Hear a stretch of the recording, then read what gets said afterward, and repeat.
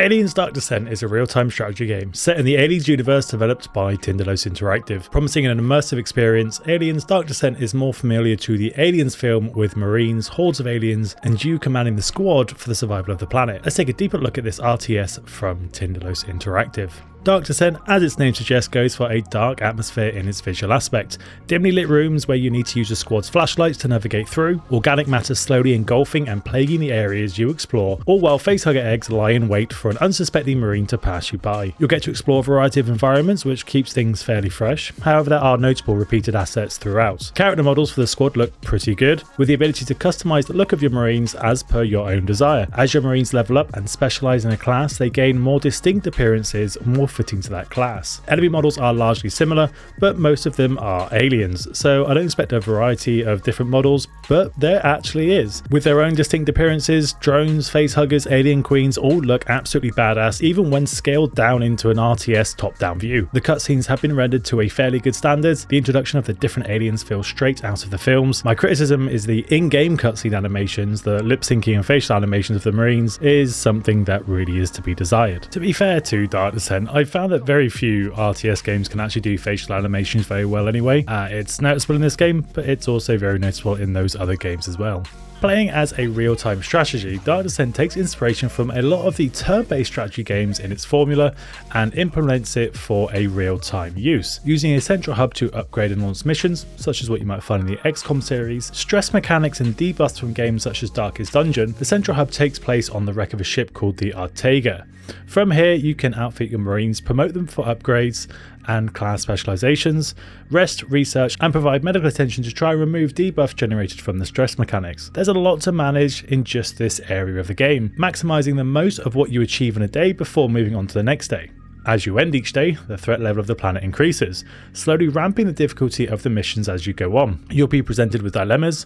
Will you forgo your deployment on missions for a scenario that will instantly reward you with some parts for upgrades, new medics, or to stop your Marines from becoming exhausted? Doing so will mean you can't undertake a mission that day, while the threat level still increases. It can be a difficult choice sometimes, requires some forethought in what you plan to do, and it's all the things that I enjoy about real-time strategy. With deaths of your Marines being a permanent feature, when you do get into a mission, how you play can make or break how well you will advance on a mission. While Dark Descent allows you to play in a strategy you want, will you try and avoid combat as much as possible due to low ammunition, or go all guns blazing with gunner classes to mow the aliens down in a spray of bullets? You'll have to choose your team composition and supplies carefully to how you want to play. The aliens are brutal, able to take the Marines down fairly quickly.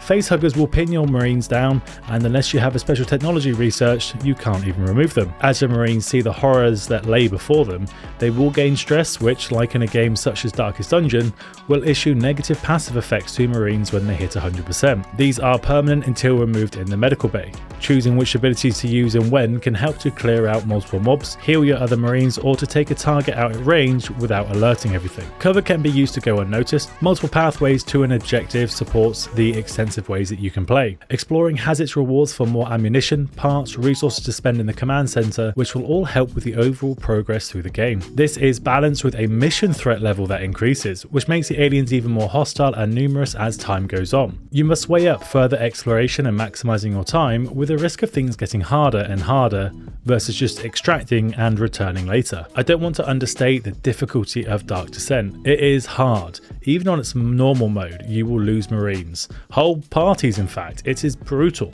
all to contain the threat.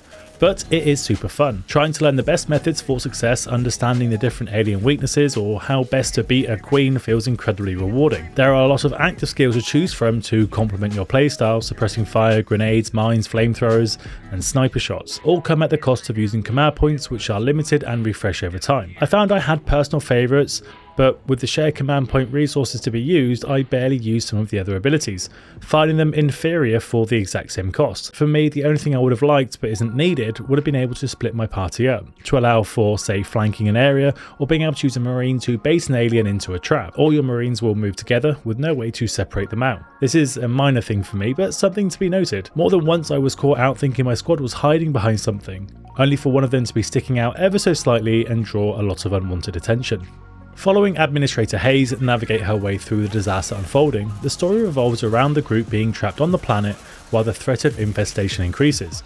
recovering supplies and parts from the colonies to try and get some help. The story is one that you probably expect from the Alien franchise. Getting stranded on a planet after a disaster, trying to survive the alien threat until their help arrives is a very familiar formula. Despite this, the story feels good. It's what I expect for a storyline based on this franchise, and it's the story I'd want. Alien Isolation's story felt very close to the Alien film. Dark Descent feels very closely aligned with the Aliens film, and both of these games do their franchises justice. The voice acting is really good and well delivered, despite the lip syncing and animations mentioned earlier. The characters have their own personalities, agendas, and focuses. Hayes is trying to construct a plan to send communication for help, while Harper is trying to fulfill his duty as a Marine, to help those in need of it. This can bring the two at odds over what to do and how to move forward, whilst on missions the objectives feel fairly linear and aren't really that engaging. The story really feels like it takes place between the missions. The objectives are just supplements to the story that's already unfolding. There are some exceptions to this though. The main drawback of Aliens Dark Descent is that there are quite a few bugs noticeable in-game, from characters repeating their voice lines, Marines getting stuck on corners or not following commands, and one instance where enemies didn't even spawn across the floor I was on, giving me free reign to loot and proceed without any resistance. The last one can be a little bit game breaking, as no enemies means no real gameplay. I'm sure these will get fixed and patched out over time, however bugs such as voice lines repeating was fairly common on my playthrough, so would have thought that these would have been caught before release. Marines getting stuck on corners could sometimes be very frustrating when they then get seen by an enemy that I otherwise would have completely avoided. I can see how this could in some cases lead to a party wipe or loss of Marines. Despite the bugs, Aliens Dark Descent is a really good game if you are a fan of your RTS. This is a difficult game, so if you're someone that likes to have a more casual experience in real-time strategy, this might not be the one for you. For those who are after the punishment and are looking for a new game to sink your teeth into, Aliens Dark Descent is to the Aliens film what Isolation is to the original Alien. Have you played Aliens Dark Descent, and if so, what did you think? Did you enjoy it, and would you recommend it to others? Let me know in the comments down below. But thank you so much for watching, and I'll see you soon.